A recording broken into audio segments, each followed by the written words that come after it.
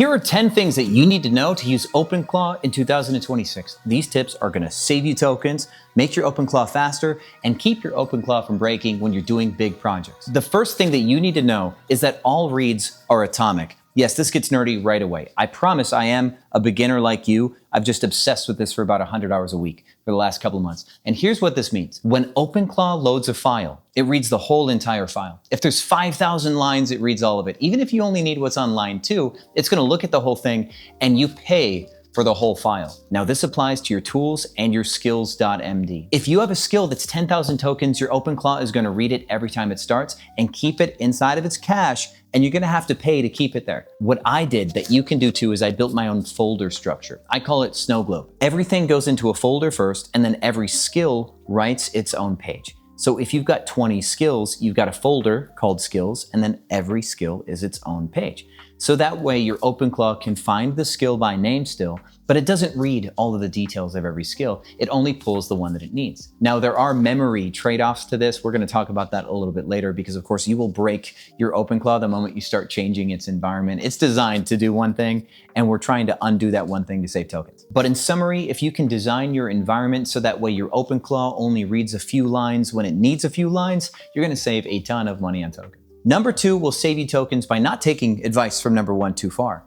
All of your system prompts are on sale, 90% off. That means that everything that you initially load, like your soul file or your identity file, Anthropic does not charge you full price for those reads. For example, per 1 million lines read, you might pay $3 per 1 million lines, but your system prompts will only be 30 cents per million lines read.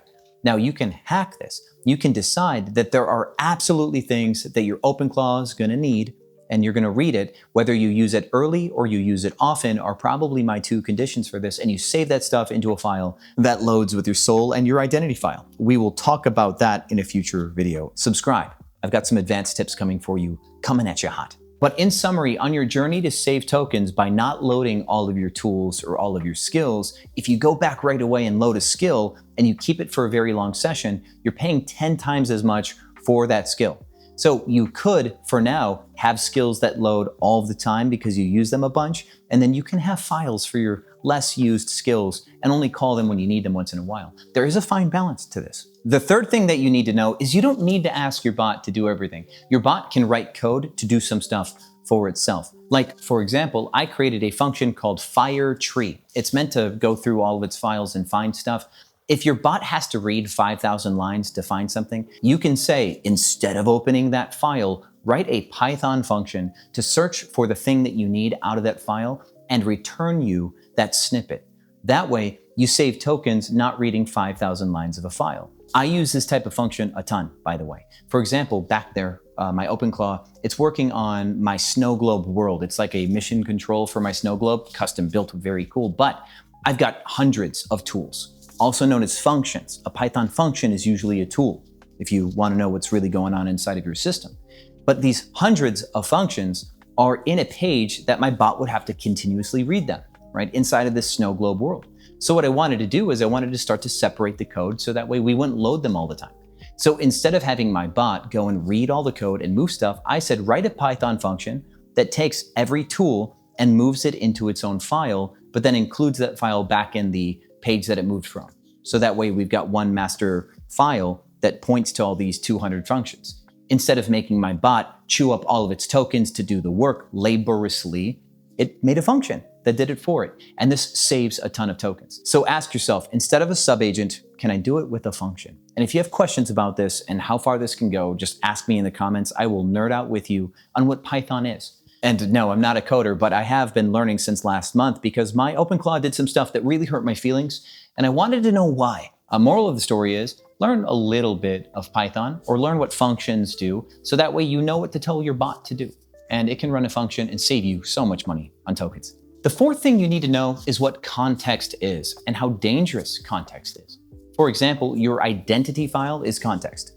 Context is all of the tokens that get saved that your bot uses when it does new stuff. And context will snowball and bloat over time. And so, for example, you have your startup, you've got your soul file, you got your tools, and then you have a 30, 45 minutes of conversation. and you disagree with something that's in its soul file, and then you disagree with something that's in its tools, and it gets all confused. All of this context starts to blind your Openclaw and make it less intelligent. There's something also called context pressure that I learned on X or Twitter, whatever you want to call it. The more tokens that are in your cache, more tokens that are saved in your history, the less intelligent that your bot will get, because it tries to take everything you tell it and measure it against the entirety of your past conversation. So one of the things that you can do is just restart your bot way more frequently than you think you need to. And you do want to save your conversations to memory, anything that's super important. So what you can do is say, make me a handoff document before I restart you. And it will write a handoff document that lets your next version of the bot know what needs to get stored. You copy that file location, the bot starts again and say, hey, here's a handoff document where we left off from the conversation before. And what this does is it cleans up your context history. That will save you a ton of tokens because your context history includes a lot of things we will call headers or JSON artifacts. It's going to say, this time of the day, Sean sent something to me and I thought about it, and here's my thinking signature, and here's the model that I used to think.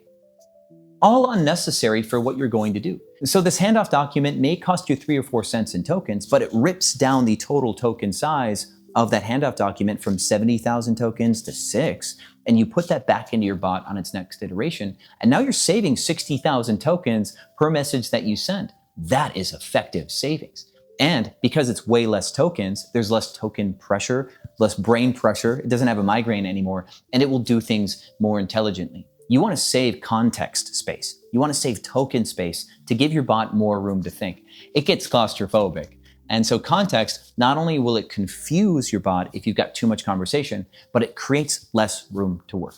With that said, if you find these first 4 tips valuable, I would love to have you here. This is a brand new YouTube channel. If you know me already, welcome to this new one. My first YouTube channel teaches business. I have over 300,000 subscribers. I teach Airbnb and revenue management and all sorts of nerdy topics in that space. And I will be teaching how I apply Openclaw to those businesses. One of my businesses does over $1 million a month, and I'm using Openclaw and AI to try to get another business to over 9-figure valuation fast.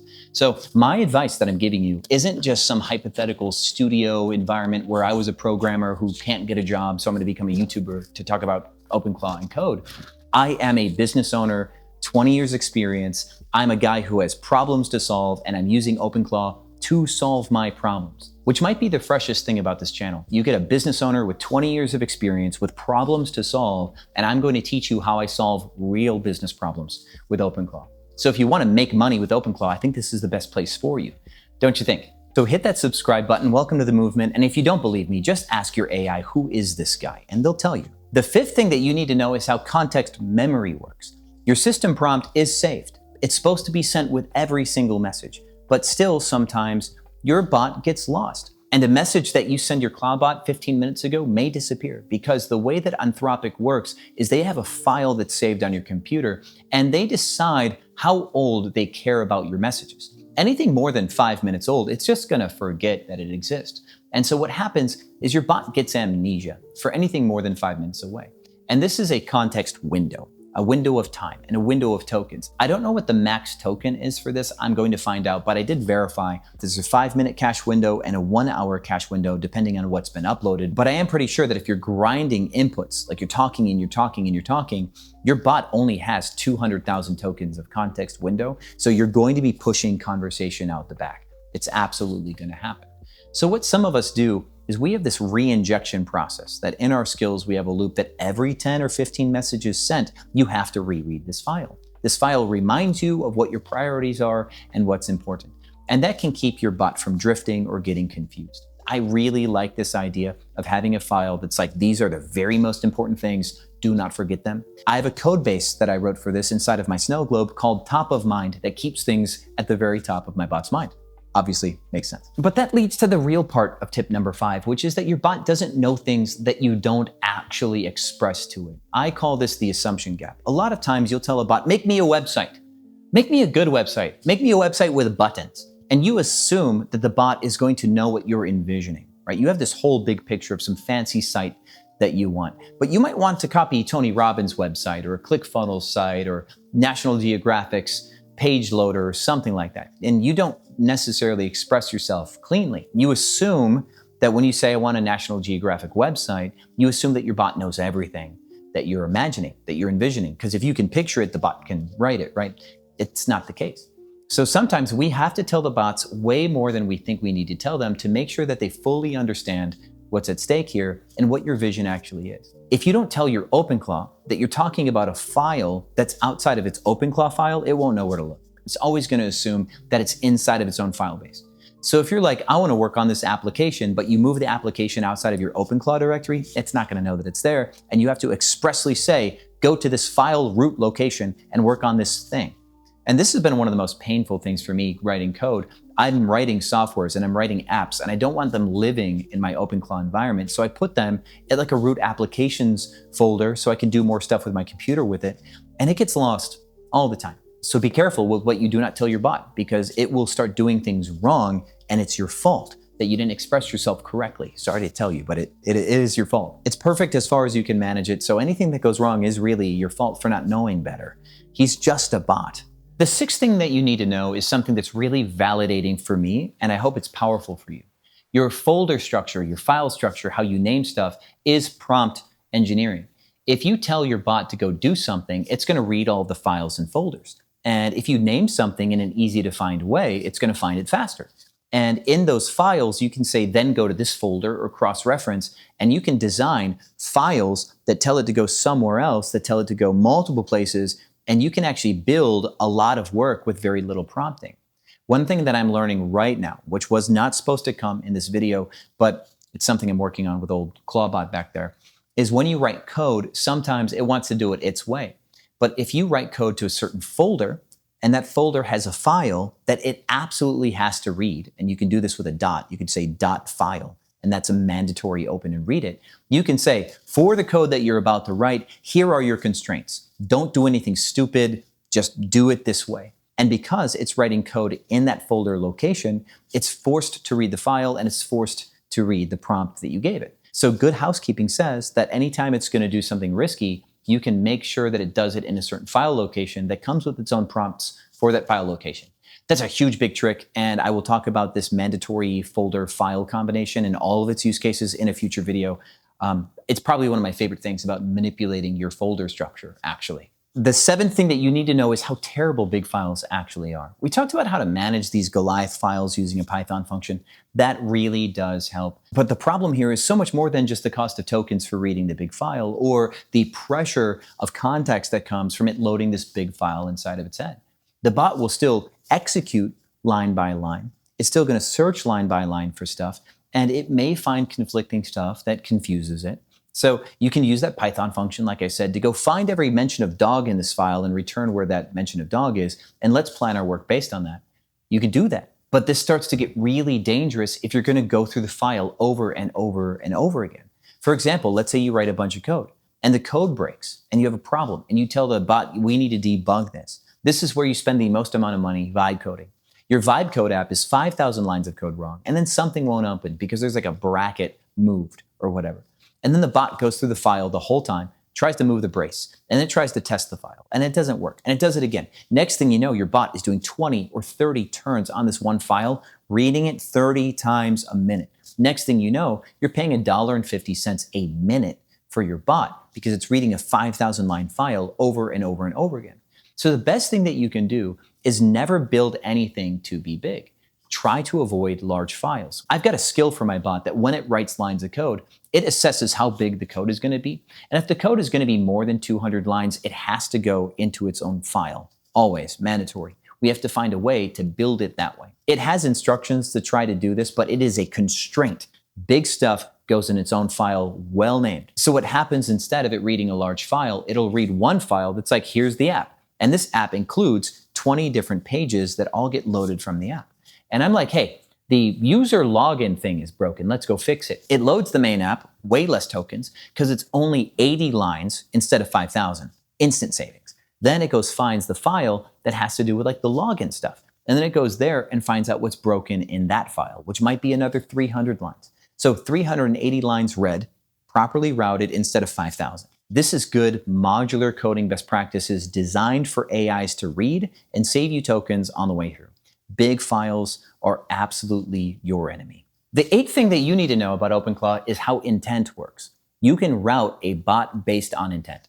You can say, if you're going to go read something, go to this file first and learn how to read. If you're going to go write something, go to this file first and learn how to write. If you need a skill, reference this file first and learn how to pull skills. You can actually route based on intent. And this is absolutely huge stuff. So not only can you make your own folder structure that has its own file structure that saves you a bunch of tokens, but then you can make sure that the bot goes exactly where it needs to go, because you can have files that say, if you're looking to do something on the internet, go look at this folder and read this file about how to go online, how to use a browser, how to emulate human behavior. And this is all conditional, because instead of loading all of your skills and tools, which would be extensive by now if you do what I do, and let me back out and explain really what's at stake here, because this could be huge for you.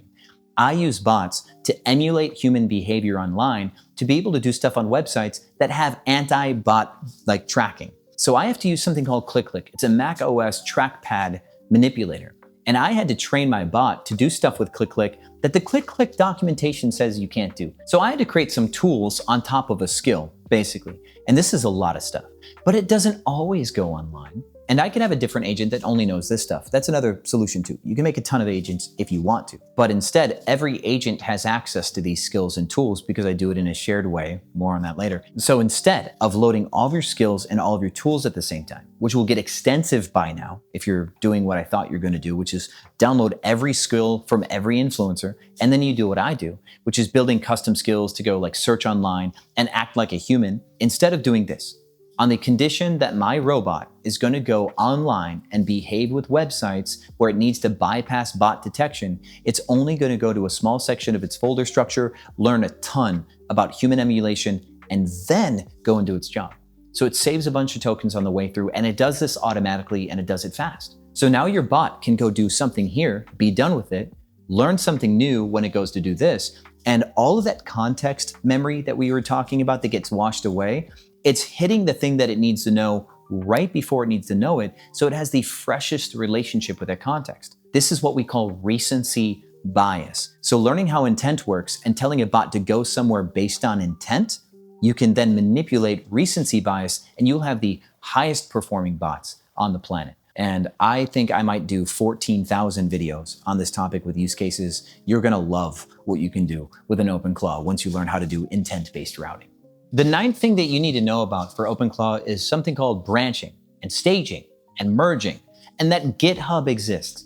And this is even more than just if you're writing a bunch of code. What GitHub can do is it will back up your files into the cloud. So let's say you're working on some stuff. You're working on some marketing copy, you're working on some like business documentation, some Excel spreadsheets for your employees, whatever. You can back this up into the cloud with GitHub. And then if your bot spazzes out and overwrites all of your stuff, you can go pull it back from the internet. That's a super powerful thing. And this has saved me, where I've done 14, 20 hours on a project. I backed it up about 13 hours in, and then something broke. I still lost 5 hours, but I didn't lose all 20, right? This is an important thing. And branching is this concept where you can tell your bot, whenever you're doing something, I want you to copy the file that you're working on, make a new version, and I want you to try and get something to work with this. And once it's good, right? Once it's improved and it's not breaking anything, then you can put both files together and bring in what works into that one file. And then that we collapse it into the one thing. And by doing it like this, it's never trying to write or change the file that exists. It's always just trying to write and change a copy of the file that exists. And so this is called branching and merging. And this is one thing that I actually learned from my brother, who's a programmer. He worked for Dave Ramsey for like 10 years. He wrote like an online bank software. And I was breaking things all the time until I just saw my brother one time say, create a branch. And I'm like, what's that? And so sometimes you learn without asking. And I learned that one the hard way until finally, like manna from heaven, my brother said branch. And so yes, learn to not let your bot overwrite stuff, have it create new stuff to work on and then merge it back in. If there's any one thing that you can write into your like soul file or into like a core thing that it has to do all the time as a constraint, is never overwrite a file. Always make a new one, test and verify the new file works before like aggressively taking over what already exists. That's gonna save you a lot of headache. And you know what, guys, for number 10, I've been a little lost on what I wanna tell you, because gosh, there's 1,000 things, right? And I think the one thing that I do wanna tell you the most, that I'm most excited to share, probably is why we've named this channel Romancing Robots. The thing that you need to know is that your words are your code base. Instead of being a programmer where you need to know where every slash goes and every curly brace goes and what every period does, you need to use your words. And so, for example, instead of having a bot that you describe that says, he is a chief of staff, I think that's super silly. That's super stupid. Or you're a star programmer, super stupid, right? And then you have 2 paragraphs of like, you always do this and you never do this and you X, Y, Z. And like you spend so much time trying to describe what the bot is inside of its soul file or its identity file. And you still only get half the result, right? Because you're being hyper literal in your anecdotes and you're not giving your bot something crucial. And I'm going to try to explain this, okay? I like to use mythology instead of being literal because your bots have been trained on language, right? And so this is powerful stuff. This is super cool. Everything on the internet is everything that your bot has been trained on. So if you use the word Hercules or Sherlock Holmes or Charles Barkley or whatever, there's going to be a lot of stuff on the internet about that person, like tables and tables and tables of stuff. I thought that using the Myers-Briggs personality thing, like a ENFP, ESTJ, stuff like that, I thought that was going to be what's powerful, right? But it goes so much more deeper than that. Because if you say that its cognition is Sherlock, right, but its shadow is Ahab, for example, we're using mythology and like parameters that create like personality types and stuff. It's going to investigate and act like it's Sherlock Holmes. And it's going to avoid all of the failures of Ahab. And if you ever read Moby Dick, it's tons. So in very few words, you can create pages of context that you don't pay the tokens for. But Anthropic or Openclaw or anybody else is going to get these like parameters that are named after mythology or pop culture, and it's going to understand so much more. So instead of saying you're a star programmer blank, blank, blank, or that you're a front-end design specialist or you're a UI specialist, like you are Steve Jobs. And that is massive in the way that it behaves, because there's so much more about Steve Jobs that is anecdotal and powerfully written than a powerful star UI person, okay? So your language is your code. And the better that you can explain something, your use of metaphor or comparisons, the better that you can tell it what not to do in shorthanded language. Your ability to write and to speak and to tell stories is going to be the most powerful thing that you could ever have wielding Openclaw. So this is what's going to upset a lot of programmers, right? Because your ability to program is cool in this way. You can know what a model view controller relationship is. You can know what a for each loop is, and you can do things and you can tell your bot to do them quite explicitly. That's cool. But you could also say, don't go all Leroy Jenkins on the code base. And it knows what that YouTube video is. It exactly knows what Leroy Jenkins is and the consequences of being a Leroy Jenkins. You guys might not get it, but go look up that YouTube video. It's very funny. It's like 2004 funny. And so with that, my friends, I encourage you to read a book. I encourage you to read The Odyssey or Canterbury Tales or the Dark is Rising series by Susan B. Cooper. Read stuff, okay? The better you get with your words and your imagination, the better you can communicate with a bot and the more you're gonna get out of it. So this channel is called Romancing Robots because I do believe at the core, I'm gonna teach you how to influence robots through the power of words. We will talk the nerdy stuff still, but I think you're gonna really enjoy the angle on this channel. So I welcome you to the channel. Thank you so much for being here. I've got a video on the 6 things that programmers do not want you to know coming soon. I'm gonna load it right here when it's ready. That's gonna be powerful for you as well. Watch that video next. And as always, my friends, I will see you on the other side.